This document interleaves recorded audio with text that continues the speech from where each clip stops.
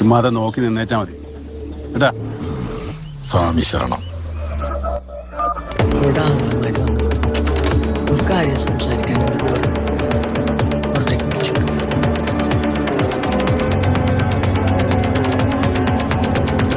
കത്തിച്ചു കളഞ്ഞു. ആ ചമ്മിക്കോ.